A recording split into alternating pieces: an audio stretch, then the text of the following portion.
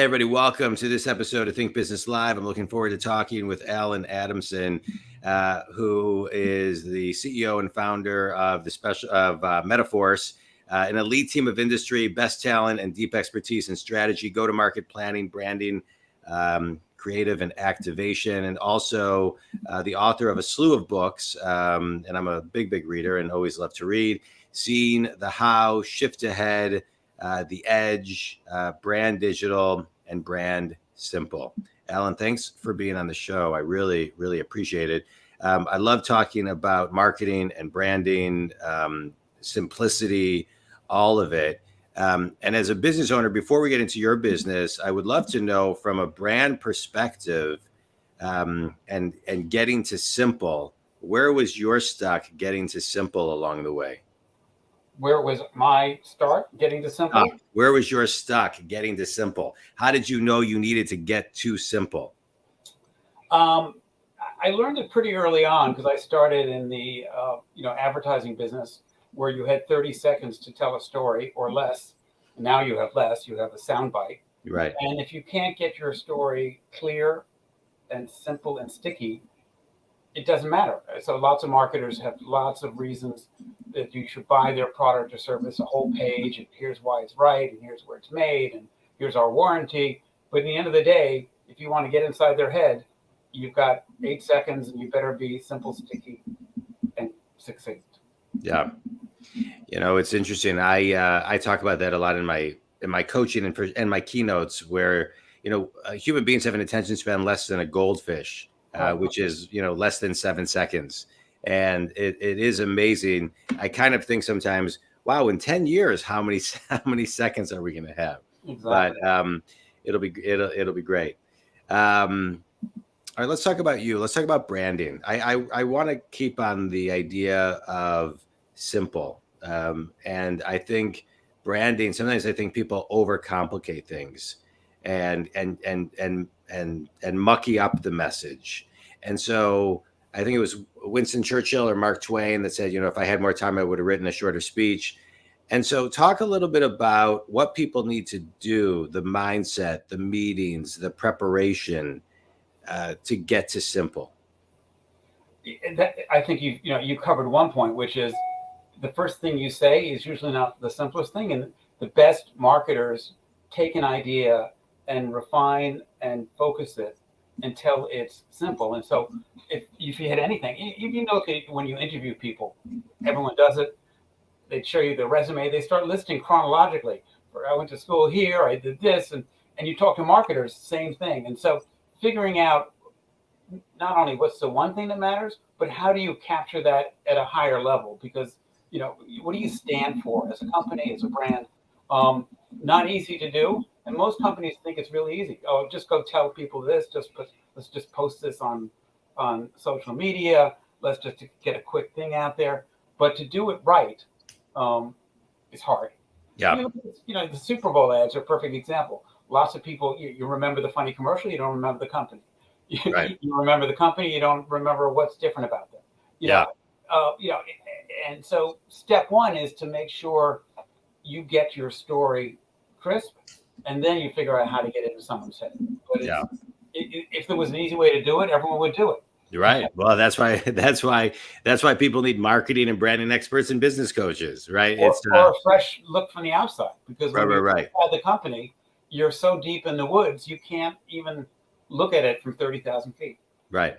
I like that. And then you have the woods behind you. I feel, yeah.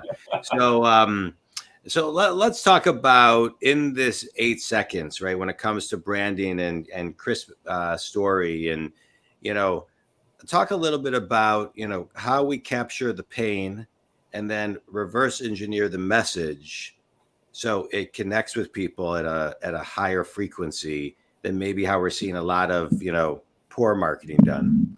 Yeah, I mean, the classic ways people look at what they have, their dry cleaning service, their car repair service, their company product, and they start telling you the benefits. Where, great marketers need to do, a Vulcan mind meld. If you're a Trekkie, you remember that. Get inside people's head and find out, what are they thinking? What matters to them?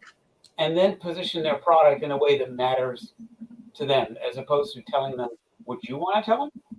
Find out what's really. Sometimes they won't tell you what's troubling them. When Yeah.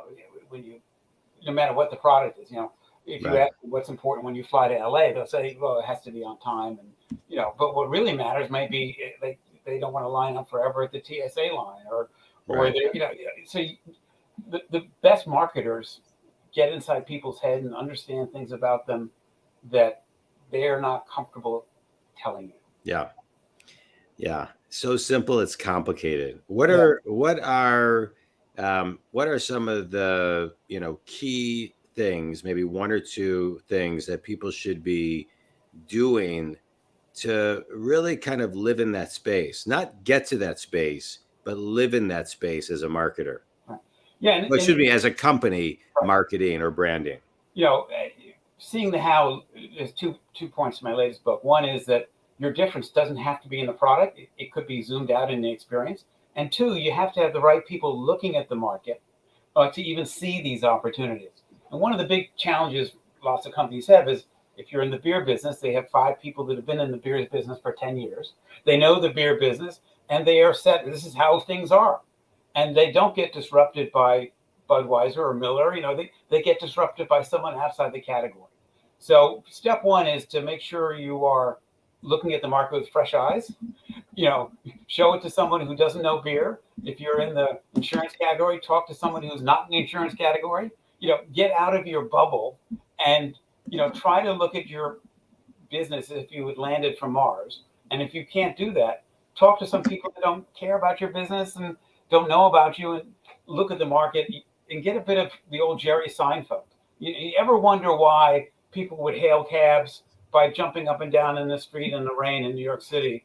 I wonder why they can't get people to pick them up. Now, of course, Right. But lots of categories are like that. So try to get a bit of, you ever wonder why, in how you look at your business. Yeah, that's great. As you're talking about that, some of the stuff that you're talking about reminds me of a great TED Talk by, I think it's Jeff Johnson. I think that's his name. The CEO and founder of Priceline. And it's called The Power of Wonder. I don't know if you ever watched it, but one of the things he talks about is, The Power of Wonder. Jeff, I think I'm getting his name wrong. Can't remember. The Power of Wonder TED Talk. Jeff Hoffman. I knew I couldn't get. Okay, he's got a great, and he does something where he basically studies for 15 minutes every single day everything that is not in his industry, so he can get some fresh eyes. So that's a part of it. People are in their office, they read research reports, they look at screens, and they lose touch. And part Right. of what being a good marketer. When I went for my first job out of business school, I was all set. I had gone through 6 interviews, and the CEO said I was expecting him to ask me a question about marketing strategy or something I'd learned. And he said, "All right, Alan, you had a good day. What's the last book you read? What's the last movie you went to? And what's the last place you traveled that was unexpected?" And I was, and of course I asked him, and he said, "Great marketers need to be need to have great eyes and ears and see peripherally and get out of tunnel vision." Yeah. And so part of being a great marketer is to not just study how your beer tastes 24/7, but look at how people are living around beer. I'm picking on beer, but it could be any product. Right. Watch people. Be a great observer of what they're doing, how they're doing it, what they look like. Because if you ask them what they want in the beer, they'll say, "Oh, great taste." Yeah. They can't give you the answer. Back to this Right. jobs thing. Right. If you ask people back in the day what they wanted, they would have said faster horses. Exactly. That's what Henry Ford always used to say.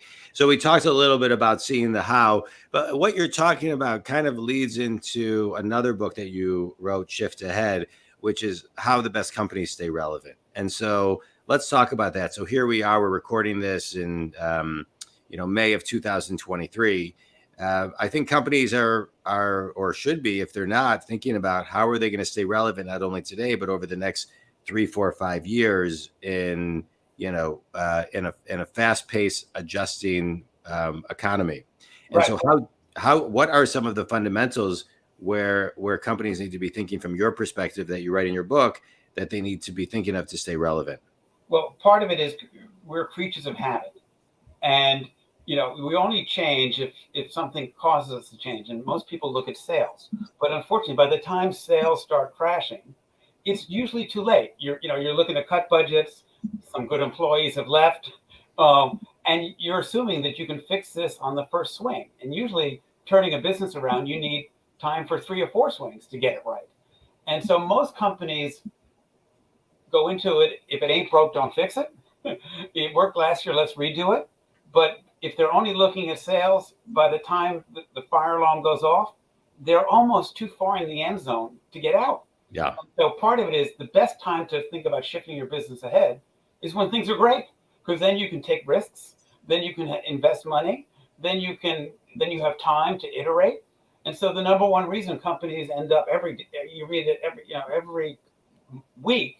Oh, how they went out of business? Oh, I thought they were saying, that's the break. Yes, everyone knows why Blockbuster went out of business, but there's so many more, and mostly it's because by the time they started to say,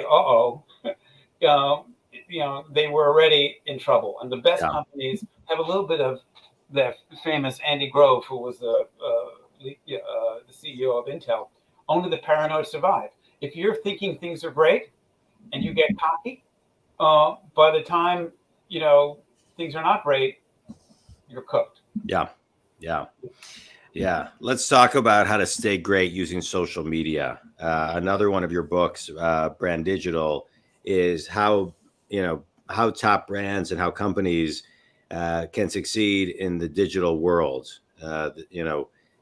I think there's 2 pieces of the digital world. One, which is the digital world, and 2, how we capture emails, because if a certain platform goes away, you still want to be able to control your marketing in that way.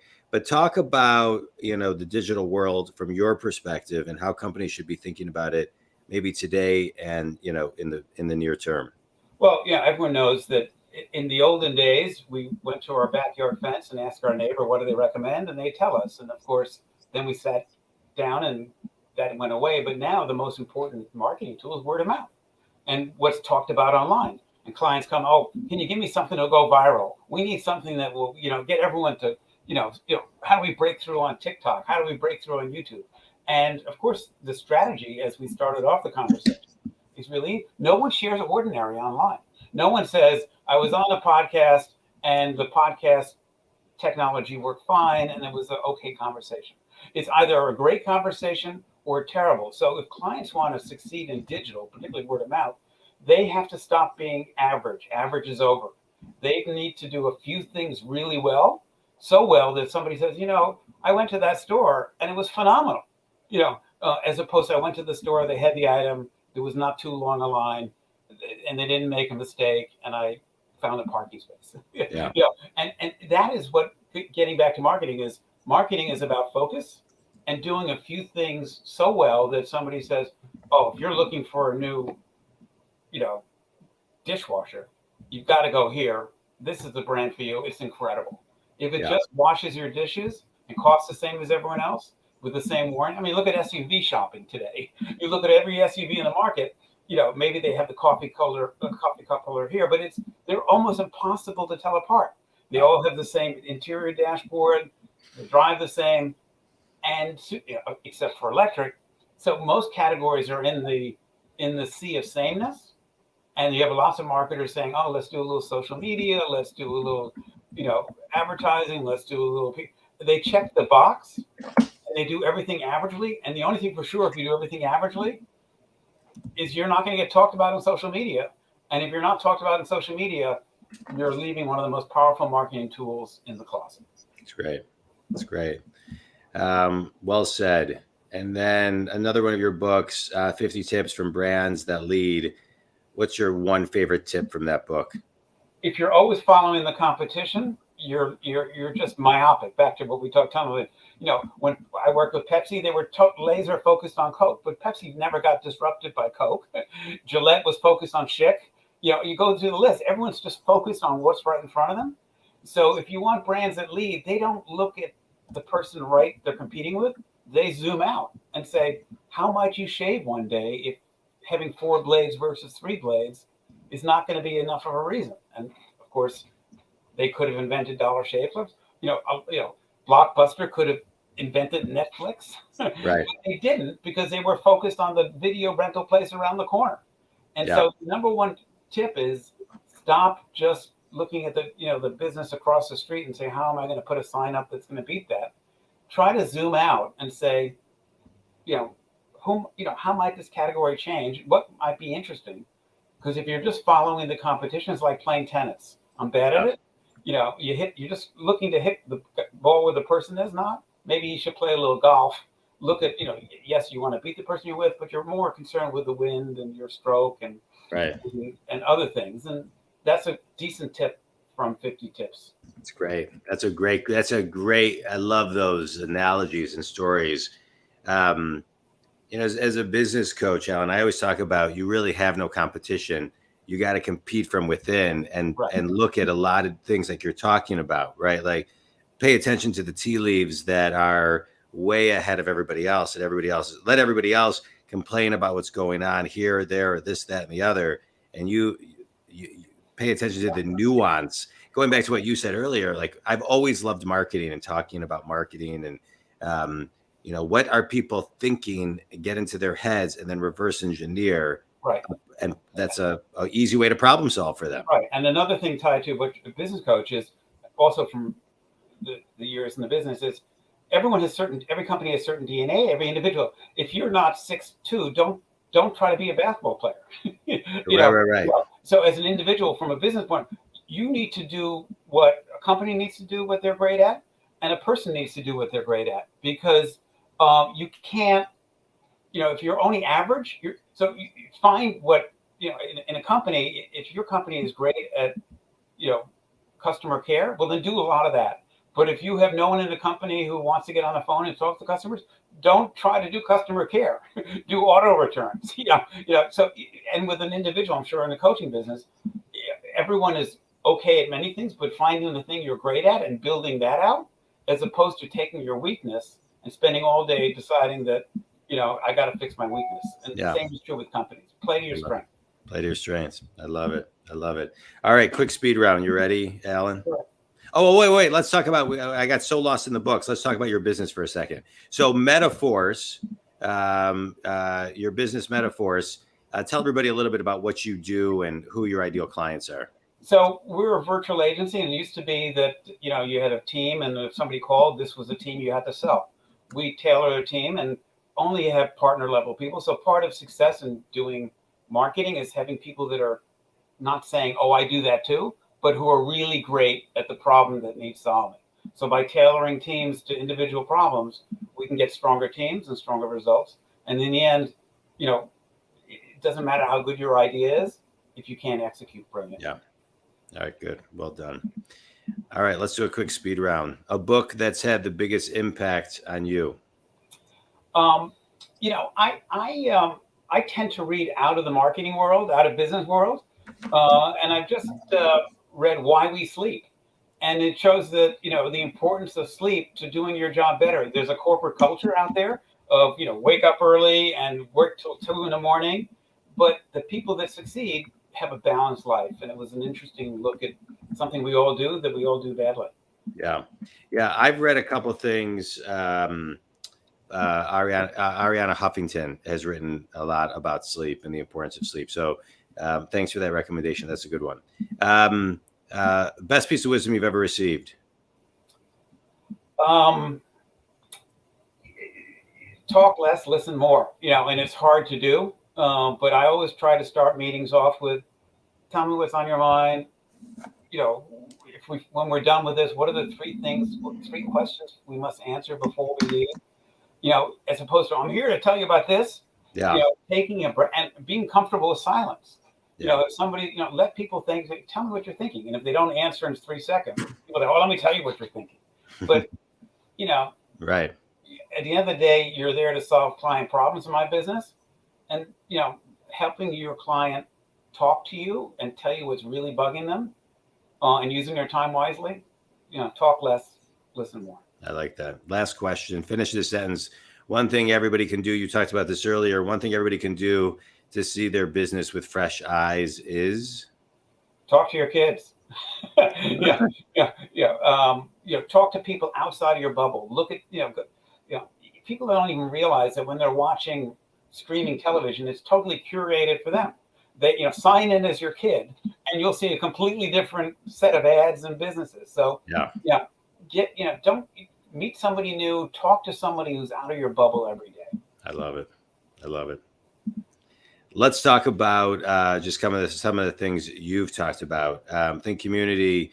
Well, first of all, Alan, thanks so much for being on the show. I really appreciate it. I'm a business coach, and I work with people all over the globe who are successful and stuck and get them and keep them unstuck. So this podcast, what I love about it is I get to have guests like you to give tips to continually get people unstuck. And you shared a lot of great things today. I just want to highlight a couple. Think community. One of my favorite things that Alan talked about today is the best marketing tool is word of mouth.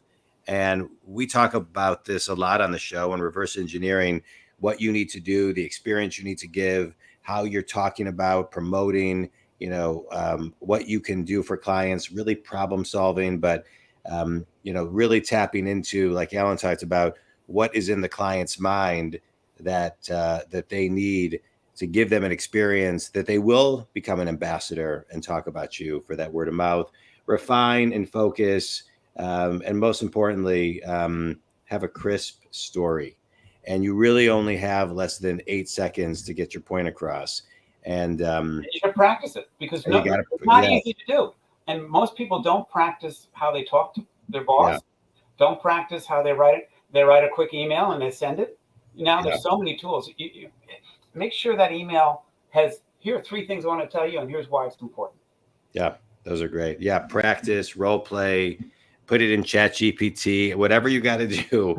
But absolutely. One shot to make a good impression. Correct. Right. I can't thank you enough, Alan. Tell everybody your websites, where they can buy your books, learn more about you.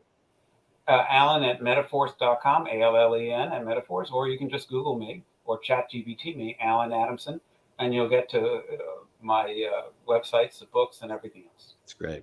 Alan, thanks so much for being on the show. Think community, you can reach me at jondwoskin.com. Alan, this was great. All the best with Metaforce, all the books. Can't wait to dive into it myself. Thanks so much. Terrific. Enjoyed being here.